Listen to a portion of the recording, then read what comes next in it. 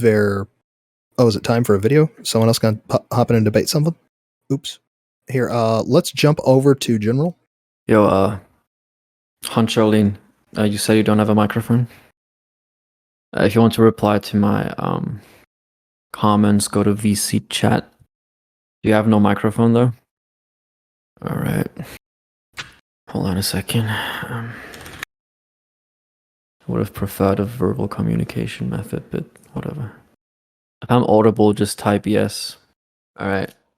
So, my problem, based off of what I read, apparently, or basically, is it appears to be the case that you're advocating for the idea that there is an absolute and ultimate moral framework everyone must abide by.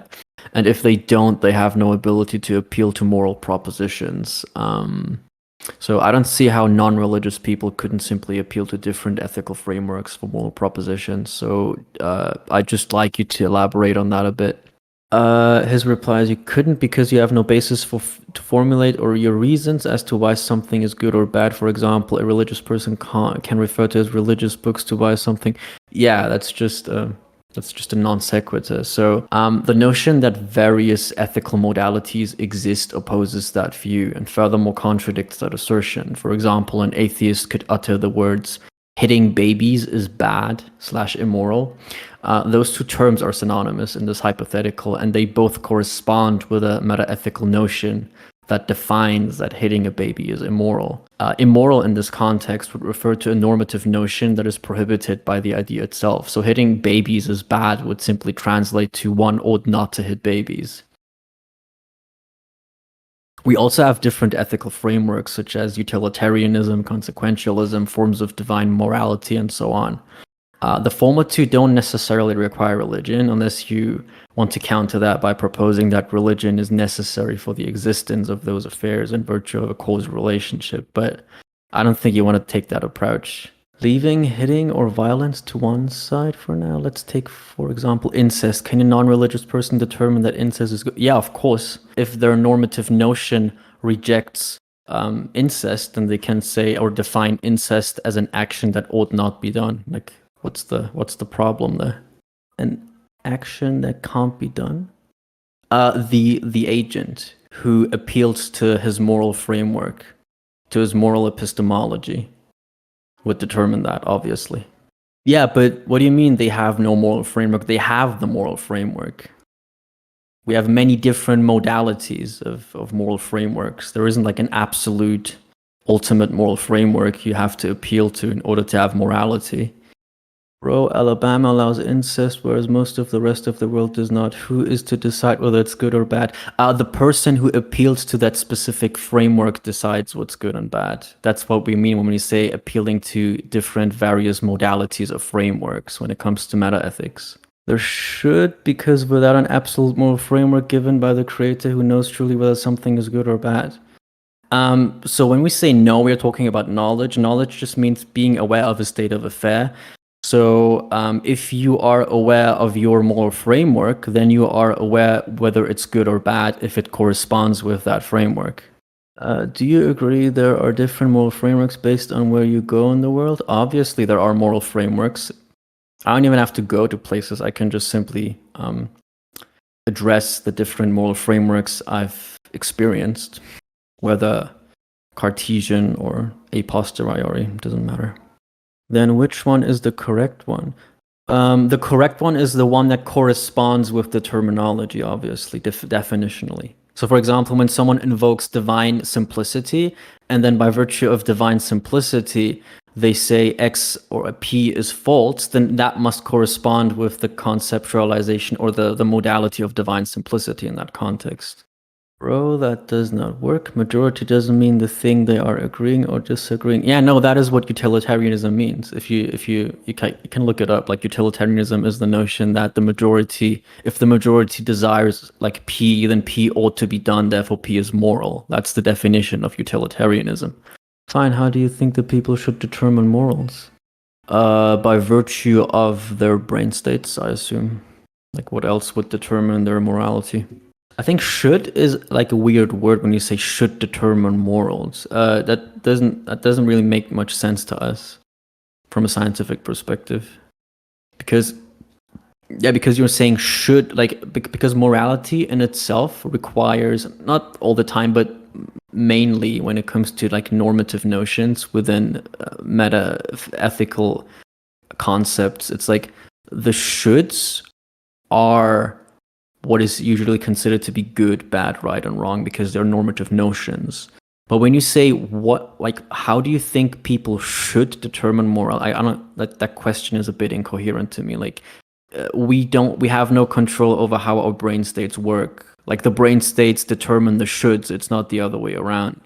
So you have a brain state, and that brain state determines your oughts, and then the oughts are synonymous with, they correspond to the terminology good and bad. That's how it works. It doesn't make sense to say,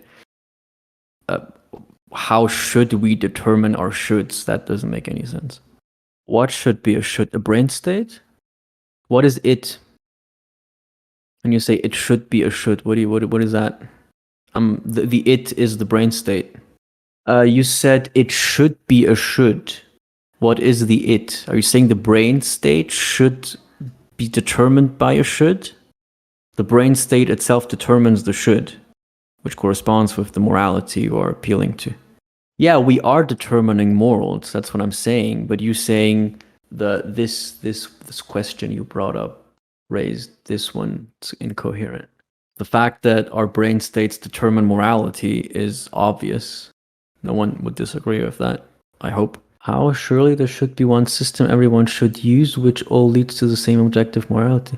What do you mean by objective morality? There is no such thing as objective morality. Objective means mind independent. Morality is dependent upon minds and desires. Therefore, morality cannot be objective. Morality is inherently a subjective concept. What do you mean? What does wrong mean? As in, it doesn't exist? It's useless. It uses the people's brains to make a morality framework which could be inhumane or incorrect. Well, that just opens like another can of worms. Like, what do you mean by inhumane or incorrect? Let me try to make sense out of that without typing it. So, subjective morality is wrong means you do not desire subjective morality, correct? Is that what it means? Just yes or no. When you say it's useless and when you say you don't like it, all you're saying is you don't like it. That's all it is. Like, how is that relevant to the initial objection? Alabama uses a morale framework that allows incest. How is that relevant to the initial objection? We can talk about Alabama and incest. I would love that, but how is that relevant to the? Would you please address the initial objection? Your initial proposition was that non-Abrahamists or non-religious people cannot appeal to morality. That's what you said. I would like you to explain that, please. How that's not possible. After that, we can talk about Alabama and incest if you like. It is relevant because it shows how corrupt and incorrect morality can be when it's subjective. And that's okay. So when you say corrupt and incorrect, you're already presupposing a moral notion, a meta-ethical notion, right? Without establishing which meta-ethical notion you're appealing to. So when you say it's incorrect or immoral, which meta-ethical paradigm are you operating from? Bro, I don't know what these words mean. When you say incest is bad, what form of morality are you using? I'm using the objective morality from my religious book. LOL. I'm using the morality, the moral framework given to me by my creator who knows best and is perfect. But you do understand that people do not have to operate from that same framework in order to make moral propositions, correct? Is that which conforms to God's will moral, and that which does not conform to God's will immoral, according to you? As in, God wants, I don't know, a tree to grow, therefore that's moral. God does not want a tree to grow, therefore that's immoral. Description in terms of what God has told me not to do. Is an immoral act any act that conforms with God's normative notion, in the sense that if God doesn't want you to do P, then P is immoral? God not only tells me not to do these things, but warns me of the point. Can you please address the questions? You're like, I'm trying to be patient, and I don't think you're doing it intentionally, but you're wasting everyone's time. Can you please address the questions? The question is, what does it mean for something to be immoral in your worldview? Just answer that question, please. How is that relevant to saying that an atheist or a Satanist does not have the ability to appeal to moral propositions if they operate from a different moral framework? Because their moral framework is not perfect. What does perfect mean? What does that mean? Might go in line with objective morality from our view. There is no such thing as objective morality. Morality is morality contingent upon a divine mind? Yeah, so how is it objective then? Dependent upon. Okay, yes it is. So, well then it's subjective by definition, unless you want to appeal to a different concept of objective. Objective means mind independent, whereas subjective means contingent upon a mind and a subject. Your morality is contingent upon a mind subject, which is God in this specific context, therefore it's subjective. God gives in terms of what we should and shouldn't do is perfect. What are you talking about this has nothing to do with it being subjective anymore. I'm just trying to understand your terminology right now. God doesn't have a moral framework. Is that what you're saying? God doesn't have morals.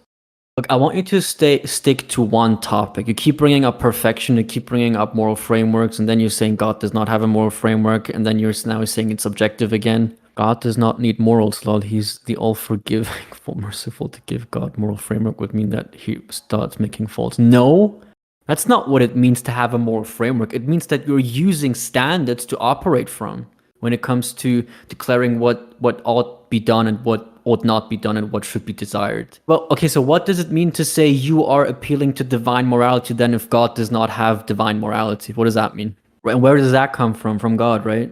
His knowledge comes from himself, right? So how is it not synonymous to say the framework that you are using is God's framework if it's a normative notion? If morality entails normativity, and if God provides that normativity, then God has a moral framework in that context. So it doesn't make sense for you to say God does not have a moral framework. Oh, he just left. He left. All right. I guess that's it. All right, folks. God has no morality according to Huncholeen.